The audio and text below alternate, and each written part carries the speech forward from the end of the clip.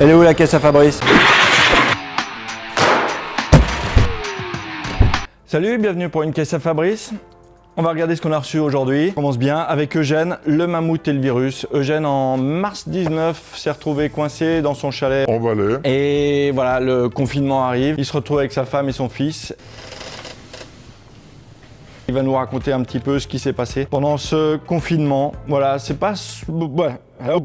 En fait, j'ai triché, celui-là, je l'ai déjà lu. Oh non! C'est pas ce qu'il a fait de mieux, mais c'est assez intéressant. C'est comme toujours Eugène, très poétique, très doux, très belle écriture. Au cas où, sinon, vous retrouvez Ganda de Eugène. C'était vraiment... Alors, il a fait ça l'année passée ou l'année d'avant. Un livre absolument magnifique. Enfin, Eugène, si vous voulez revivre le confinement, Non. Le mammouth et le virus.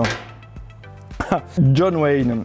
Alors celle-là, ça c'est une bio de John Wayne qui est plutôt basée sur ses films plutôt que sur sa vie personnelle. Anton Giulio Mancino, c'est un spécialiste du cinéma, il est critique de cinéma, juré dans des festivals de cinéma. Il enseigne aussi le cinéma à l'université. Et là, il nous parle de John Wayne, de ses films, de ses choix de films. Si vous cherchez quelque chose, des petits détails croustillants sur la vie de John Wayne, c'est pas vraiment le bon bouquin, mais si vous voulez revoir sa filmographie, c'est très richement illustré, plein de photos de lui, quand même le roi du western, hein, John Wayne. C'est tout de suite de quoi ça parle. Ah, Arnaldur Indridason, j'ai mis longtemps avant de me rappeler de son nom. La pierre du remords, c'est un polar islandais. On connaît tous les polars nordiques. Il y avait bien sûr Henrik Menkel, la série Millennium, toujours Camilla Lagerberg, Lars Kepler. Celui-là, c'est donc en Islande, Arnaldur Indridason. Des super polars, vraiment bien tendus, qui tiennent tout le long. Juste un petit truc, il faut se rappeler des noms de villages. Hein. En Islande, c'est souvent des noms à rallonge. Une fois qu'on s'y fait, c'est vachement bien.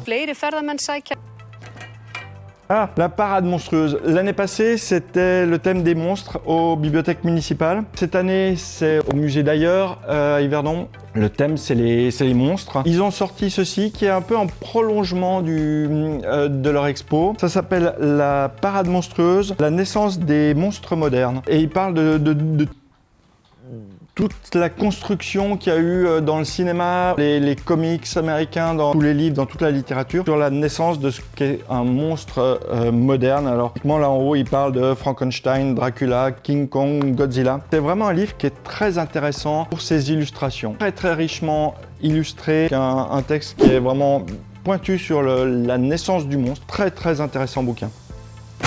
On termine avec Sarah Biasini, La beauté du ciel. Sarah Biasini, c'est la fille de Romy Schneider. En 2017, sauf erreur, elle a vécu deux événements qui ont bouleversé sa vie, qui sont arrivés un peu en même temps. C'est la profanation de la tombe de sa mère, de Romy Schneider, et la naissance de son enfant. Je crois que c'était une fille.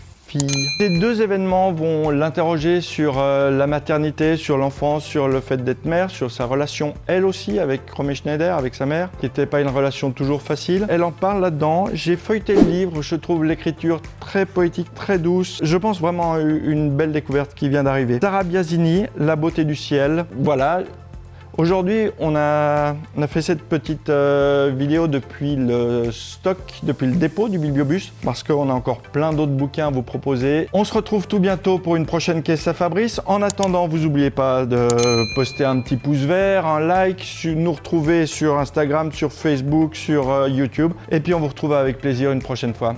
Donc, ciao, c'est fait.